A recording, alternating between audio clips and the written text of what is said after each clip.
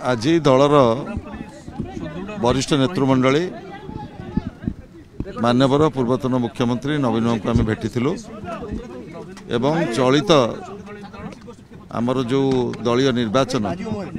संगठन निर्वाचन संपर्क में व्यापक भाव में आलोचना करा आमर 33टी सांगठनिक जिले में किभली भाव में सभापति चयन करा जाउची एवं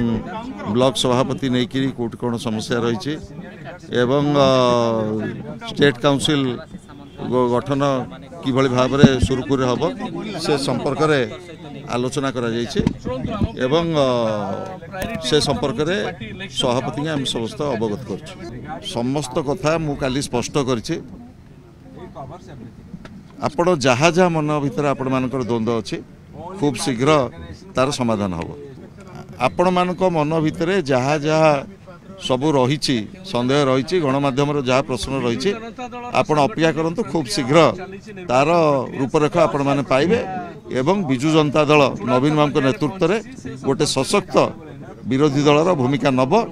एवं विजु जनता दल गोटे आंचलिक दल भाव में दृढ़ भाव में ओडिशार जनसाधारण आशा भरोसार प्रतीक हिसाब से हम छिड़ा।